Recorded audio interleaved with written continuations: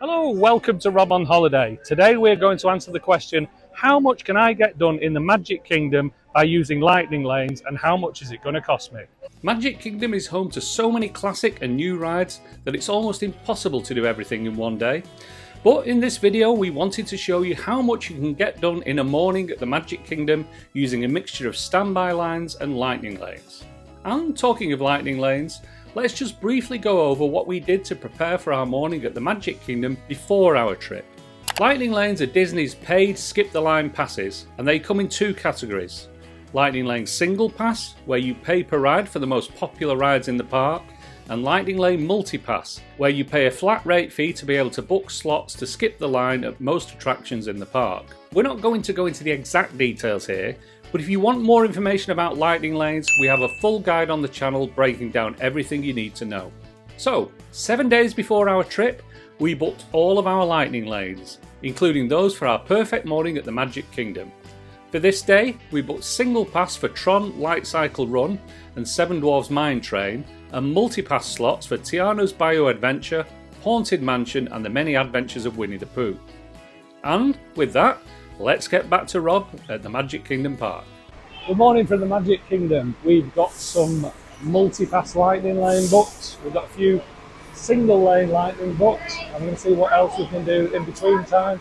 I'm going to put it all on here. It's actually quite misty at the moment, so hopefully the mist will clear in the next hour or so and you'll be able to see what we're seeing. Now we thought it was going to be slightly quieter this week with the spring breaks coming to an end, but look at the queues here. It's busier than ever. Since we were staying at a Disney hotel, we could get into the park 30 minutes early at 8:30 am. At this time, only Tomorrowland and Fantasyland are open. If you're not booking lightning lanes, the best choice is probably to line up for either Seven Dwarfs Mine Train or Tron. We had lightning lanes, so we headed to Tomorrowland and decided to split up, with my daughters going on Space Mountain and my wife and I going on Buzz Lightyear's Space Ranger Spin.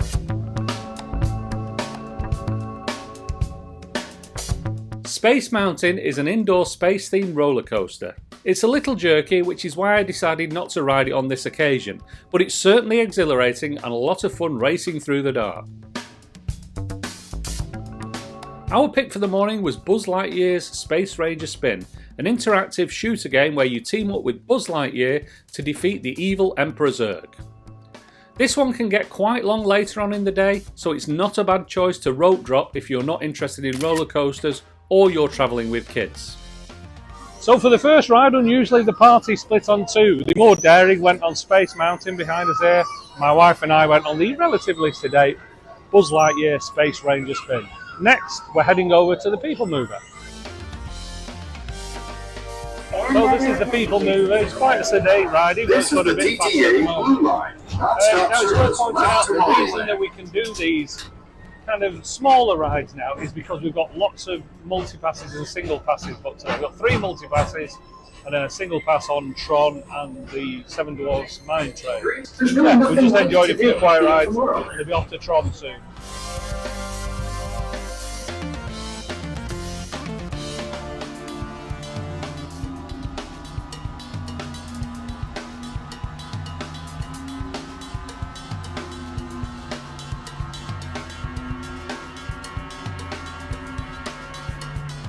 This for me is the ride of the day. I'm so excited about this. Now normally I like the more sedate rides, but this adrenaline-fueled superb ride is definitely one of my favourite at Walt Disney World right now. Let's go and check it out. Okay, so the line behind us is the standby line. I forgot to mention, this is one that we paid for before our trip. Things about $22 per person. But it's certainly worth it because we'll get on with about a 5 or 10 minute wait, whereas this can be anything up to 60 minutes, maybe longer.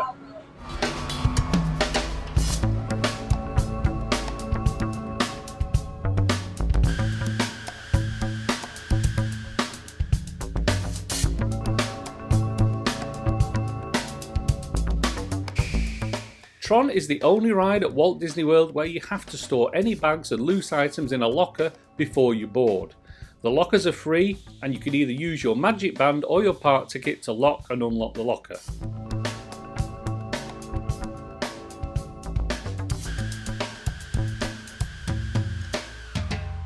So what's my review of the Tron Light Cycle Run?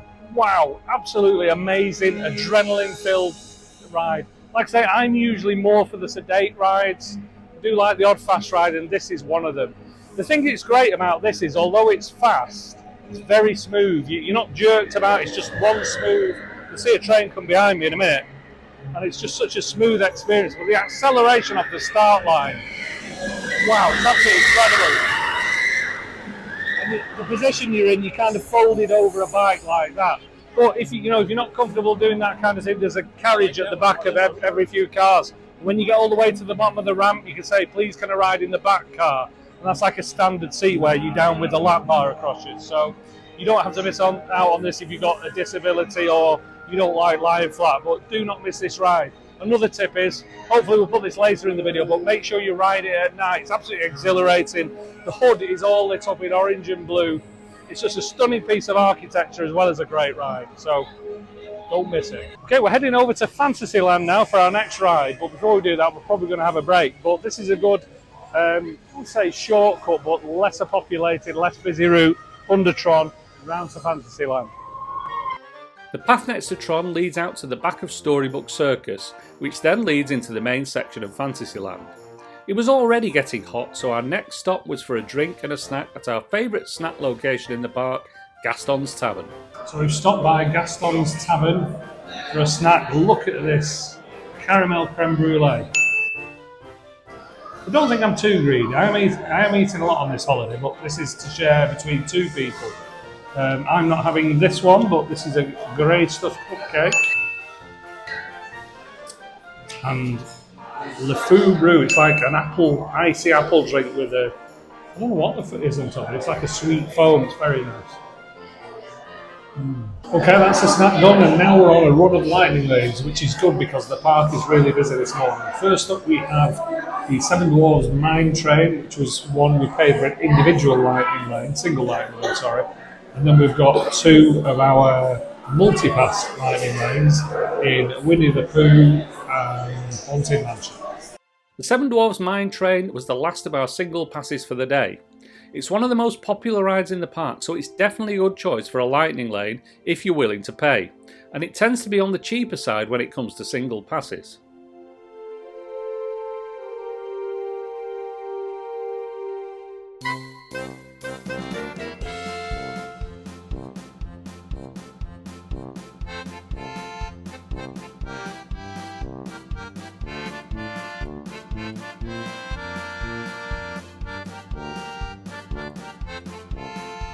Seven Dwarfs Mine Train, really good ride. In some ways, it's the smoother cousin to Big Thunder Mountain.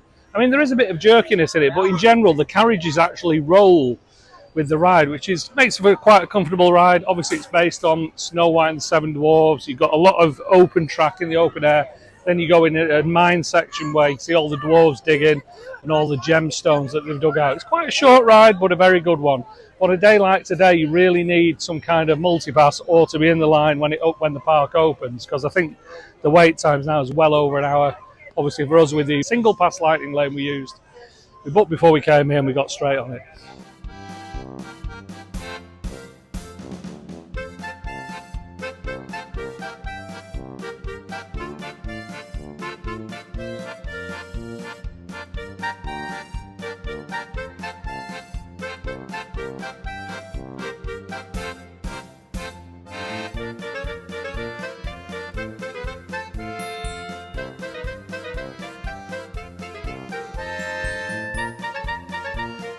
So that was the Winnie the Pooh ride. It's a really nice ride. I mean, it's basically you sit in a honey pot and you go around on a train track.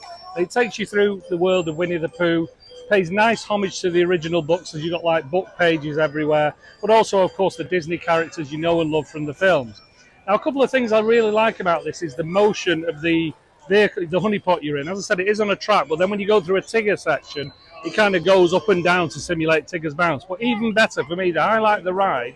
When it goes through the area where Piglet's house is flooded, which is one of the original stories, obviously, the vehicle kind of rocks gently back and forward like that, simulating the fact you're on water. And also, if you look around the edges, there's like dark coloured glass, I think it is, but then you've got light effects that give the impression of ripples on the water. It's really nicely done. It's a Brilliant ride for kids, and it's really good technically for me to enjoy as an adult as well. Now, if you want an idea of how busy it is at the Magic Kingdom today, look at the banks of strollers here outside what is a relatively minor ride, the carousel. Our last lightning lane before lunch was the Haunted Mansion, a classic ride and Disney's take on the haunted house. It's worth noting that if we were planning to stay in the Magic Kingdom for the whole day, we could have booked more lightning lanes with our multipass after using at least one of our initial 3 selections. It was extremely hot when we visited Walt Disney World, so we wanted to head back to the hotel shortly after lunch, and we were happy with what we had already had. But if you are spending the whole day in the park, some good choices for your next lightning lanes would include Pirates of the Caribbean and Jungle Cruise. The Haunted Mansion, a really good ride here in the Magic Kingdom Park. It's been here a long time. It's really effective. It's a dark ride where you go through on a little buggy. Actually, there's a pre-show bit where you walk into a room and the room looks like it's stretching, lots of posters above giving you a bad vibe, and then you go onto what's called a doom buggy, 2 people at a time, and you go through a haunted house. Lots of scenes, lots of special effects like a seance and things moving and doors moving on their own. A really good ride, very atmospheric, and like a lot of Disney rides, really well put together. And now, after all those rides, it's time to eat. We booked a slot for mobile order at the Columbia Harbour House. Columbia Harbour House is a colonial-themed tavern serving seafood items such as lobster rolls and salmon. We're not big seafood fans, but we did enjoy the fried fish and chicken platters. So that's lunch done, and we're now on to our final ride of the day, just after about 12:30. And it's Tiana's Bio Adventure. Now, for anybody who knows anything about Disney World, this has recently replaced the Splash Mountain ride. Splash Mountain was always my favourite ride in the whole of Walt Disney World. So this is its replacement. It's the same physical ride, but it's obviously themed on the Princess and the Frog film.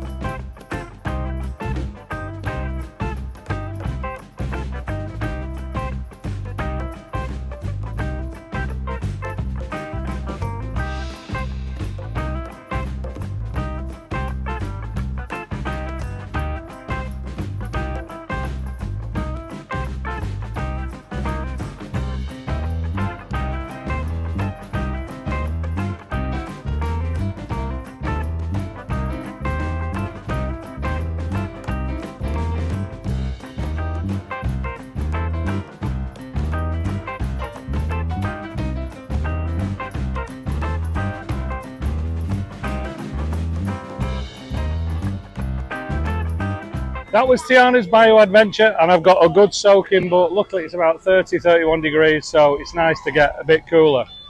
I mentioned before that Splash Mountain was always my favourite ride in the entire Walt Disney World. What I really loved about it was the banjo and harmonica driven soundtrack, all the animals interacting around as you go along the log flume, and obviously all the drops inside. Well, on Tiana's Bio Adventure, physically the track is the same, so all of those drops and runs that you're familiar with are all intact. And of course Disney have done a great job of redecorating the inside to make it look like a bayou. The theming is really good on this, and luckily the songs from the Princess and the Frog film are all intact in there. They're all great songs, so it's about as close as I could ask for to Splash Mountain, to be honest, and it's a really good ride. So that's the last ride we're doing today. We've done all of those rides that you've seen in just over 4.5 hours. It's worth mentioning at this point there are a few iconic rides that we're missing. Pirates of the Caribbean, well, we go to Disneyland Paris quite often, and quite frankly the one in Paris is better, so we're happy to leave that one.